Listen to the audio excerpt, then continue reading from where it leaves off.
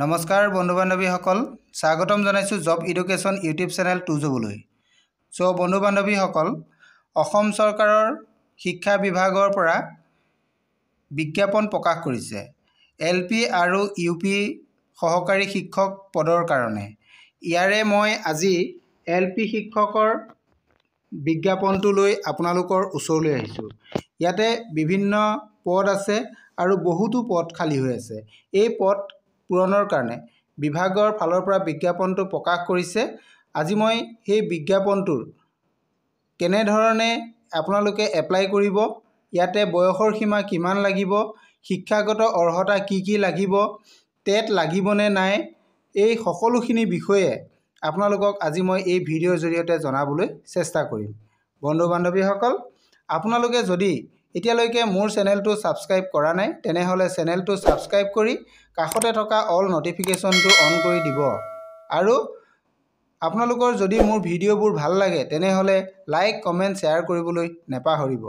আপোনালোকৰ like comment share কৰি দিয়াৰ সঁহাৰি পালে মই পুনৰ ভিডিঅ' বনাবলৈ উৎসাহিত হ'ম আৰু লগতে আপোনালোকো উপকৃত হ'ব বুলি মই ভাবোঁ। বন্ধু বান্ধৱীসকল, আমি এই চেনেলৰ জৰিয়তে যিমানবিলাক ভিডিঅ' মই দি আছোঁ এই সকলোবিলাক বিজ্ঞাপনৰ লগত জড়িত ভিডিঅ' হয়। আপোনালোকে মোৰ সকলোবোৰ ভিডিঅ' চাব, তেতিয়া আপোনালোকে জানিব পাৰিব ক'ত কিমান পদ খালী হৈ আছে, সকলোখিনি কথা আপোনালোকে গম পাই যাব। আৰু বন্ধু বান্ধৱীসকল, শেষত মই আপোনালোকক এটাই ক'ব বিচাৰোঁ, ইয়াৰ জৰিয়তে আপোনালোক উপকৃত হ'ব। আহক আমি এতিয়া ভিডিঅ'টো আৰম্ভ কৰোঁ।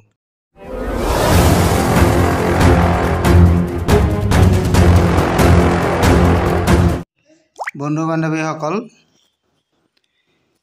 এইটো অসম চৰকাৰৰ পৰা প্ৰকাশিত বিজ্ঞাপন হয়।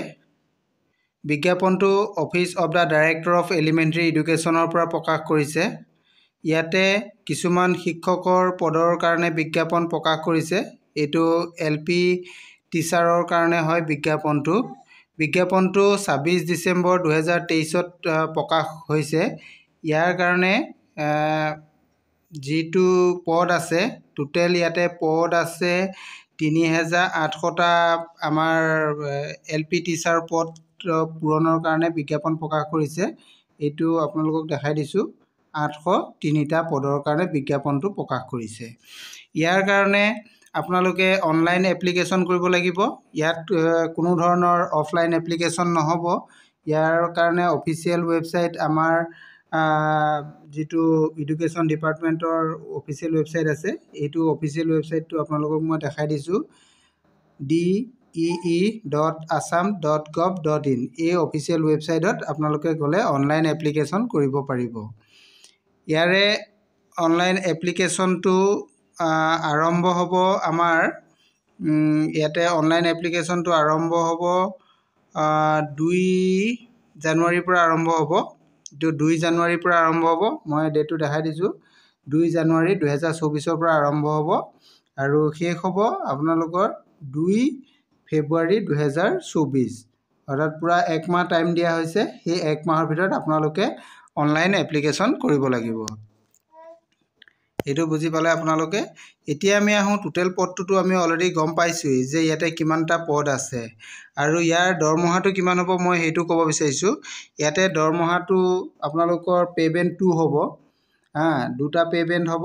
আৰু ইয়াতে প্ৰথম চেলাৰীটো যিটো গ্ৰেড পে' হয়, গ্ৰেড পে' প্লাছ কৰি আপোনালোকৰ প্ৰথম ষ্টাৰ্টিং হ'ব 14,000 টকাৰ পৰা টোটেল 70,000 টকালৈকে এইটো দৰমহাটো আহিব। প্ৰথম ষ্টাৰ্টিং 14,000 পৰা আৰম্ভ হ'ব আৰু 70,000 শেষ হ'ব। এইটো আপোনালোকৰ দৰমহাৰ স্কেলটো। ইয়াতে এতিয়া আমাৰ কিছুমান বয়সৰ সীমাও আছে। ইয়াতে কি কোৱালিফিকেশ্যন লাগিব এইখিনিও দিয়া হৈছে। মই এতিয়া কি কোৱালিফিকেশ্যন লাগিব সেইখিনি আপোনালোকক কৈ দিব বিচাৰিছোঁ। কিছুমান কণ্ডিশ্যন দিছে ৰিক্ৰুইটমেণ্টৰ ওপৰত। ইয়াতে কিছুমান কণ্ডিশ্যন আছে, কণ্ডিশ্যনখিনি ফুলফিল হ'ব লাগিব।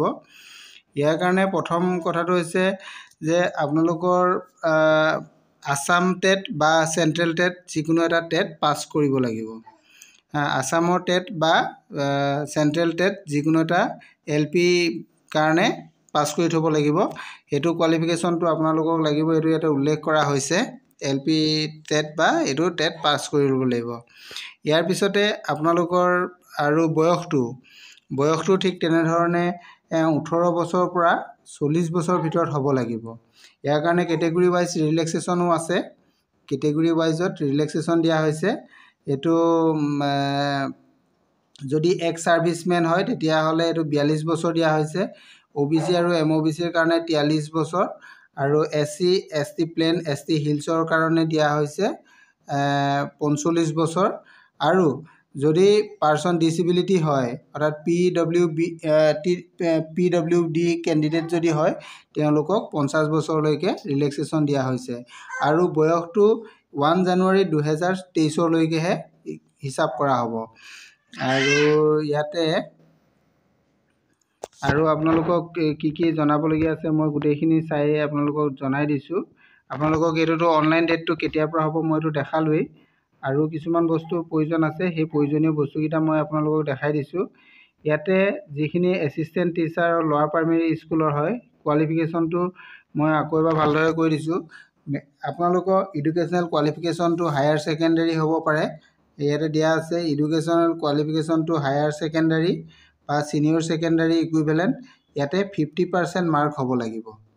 হায়াৰ ছেকেণ্ডেৰীত 50% মাৰ্ক থাকিব লাগিব। আৰু লগতে আৰু কি থাকিব লাগিব, আপোনালোকৰ 2 years অফ এইটো ডিপ্ল'মা ইন এলিমেণ্টাৰী এডুকেশ্যন থাকিব লাগিব, অৰ্থাৎ DLED আপোনালোকৰ থাকিব লাগিব।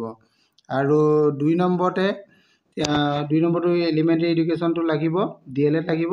আৰু 3 নম্বৰতে আপোনালোকক লাগিব আছাম টেট বা চেণ্ট্ৰেল টেট পাছ কৰা থাকিব লাগিব। এইটো 3 নম্বৰ হ'ল। 4 নম্বৰতে আপোনালোকৰ আৰু এটা বস্তু থাকিব, এইটো এছেঞ্চিয়েল নহয়, এইটো নন এছেঞ্চিয়েল হয়। যিকোনো থাকিলেও হ'ব বা নাথাকিলেও হ'ব, কিন্তু ওপৰৰ 3টাটো এছেঞ্চিয়েল, এইকেইটা লাগিবই। যদি আপোনালোকৰ NCC চাৰ্টিফিকেট থাকে তেতিয়াহ'লে আপোনালোকে ইয়াতে 5 মাৰ্কছ পাব। আমাৰ যিটো এক্সামিনেশ্যনৰ যিটো মাৰ্কৰ ওপৰত ডিপেণ্ড কৰি দিয়া হ'ব, যিহেতু এই মাৰ্কটোৰ কাৰণে আপোনালোকৰ NCC থাকিলে 5 মাৰ্কছ পাব। আৰু যদি এইটো চিৰ হয় তেতিয়াহ'লে 3 মাৰ্কছ।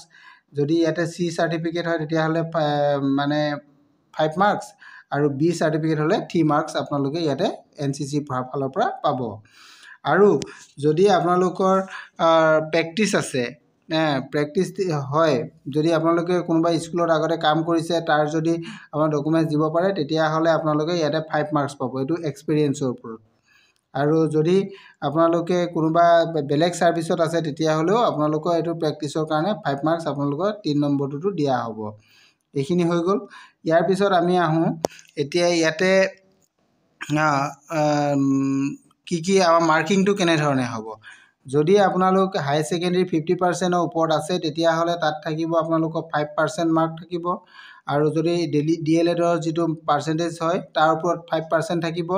আৰু টেটৰ পৰা আহিব 85% মাৰ্ক টেটৰ পৰা আহিব। আৰু ইয়াৰে 5 মাৰ্কছ আপোনালোকৰ নন এছেঞ্চিয়েল কোৱালিফিকেশ্যনৰ পৰা আহিব। এইকেইটাৰ পৰা হ'ব। টোটেল আপোনালোকৰ ইয়াতে গোটেইখিনি মিলাই 100 মাৰ্কছৰ এইটো ক্ৰাইটেৰিয়াত আপোনালোকৰ মাৰ্কছৰ ওপৰত পৰিব। এইটো হৈ গ'ল। আৰু আপোনালোকৰ ইয়াতে পে স্কেলটো মই অলৰেডি কৈছোঁৱেই আপোনালোকক। আৰু যিখিনি বস্তু আছে আপোনালোকে এইখন অনলাইন এপ্লিকেশ্যন ফৰ্মখন ইয়াতে এনেধৰণে আপোনালোকে অনলাইনত অফিচিয়েল ৱেবছাইটত পাই যাব। তাতে আপোনালোকে এখন ফিল আপ কৰি দিব লাগিব। আৰু আপোনালোকৰ যিখিনি ডকুমেণ্টছ আপোনালোকে দিব লাগিব সেই ডকুমেণ্টছখিনি আপোনালোকৰ কালাৰ হ'ব লাগিব, কালাৰ আপলোড দিব লাগিব। ইয়াতে আপলোড দিবলগীয়া আপোনালোকৰ হ'ব passport size photo, SSLC admit, SSLC marksheet and certificate and any other marksheet and certificate of higher education, এইখিনি দিব পাৰিব। DLEDৰ marksheet and certificate, caste certificate আৰু ডকুমেণ্ট ছাপৰ্টেড আপোনাৰ পাৰ্মানেণ্ট ৰেচিডেণ্ট চাৰ্টিফিকেট এখন দিব লাগিব। আৰু certificate and marksheet Assam TET বা চেণ্ট্ৰেল টেটৰ, এইখিনি বস্তু আপোনালোকে লগত দিব লাগিব। যদি ডিচেবিলিটি হয় তেতিয়াহ'লে ডিচেবিলিটিৰ কেণ্ডিডেট হ'লে তেওঁলোকে তাৰ চাৰ্টিফিকেট দিব লাগিব। আৰু এক্স ছাৰ্ভিচমেনৰ চাৰ্টিফিকেট যদি কোনোবা এক্স ছাৰ্ভিচমেন হয় তেতিয়াহ'লে তেওঁলোকে তাৰো দিব লাগিব আৰু ছিগনেচাৰটো দিব লাগিব। এইখিনি বস্তু আপোনালোকে কালাৰত আপোনালোকে আপলোড দিব লাগিব, কালাৰ স্কেন কৰি আপলোড কৰি দিব লাগিব। এইখিনি বুজি পাইছে। আৰু ইয়াৰ অফিচিয়েল ৱেবছাইটটোতো মই অলৰেডি কৈয়ে দিছোঁ। আপোনালোকে যদি ইয়াৰ ভিতৰতো কিবা বুজি নোপোৱাকৈ থাকে তেতিয়াহ'লে মোৰ ভিডিঅ'ৰ শেষত কমেণ্ট কৰিব, মই আপোনালোকক জনাবলৈ চেষ্টা কৰিম। আৰু যদি আপোনালোকে এই বিজ্ঞাপনটো বিচাৰে তেতিয়াহ'লে বিজ্ঞাপনটো মোৰ ভিডিঅ' ডেছক্ৰিপশ্যনত পাব, আপোনালোকে তাৰ পৰা গৈ বিজ্ঞাপনটো ল'ব পাৰিব। Thank U.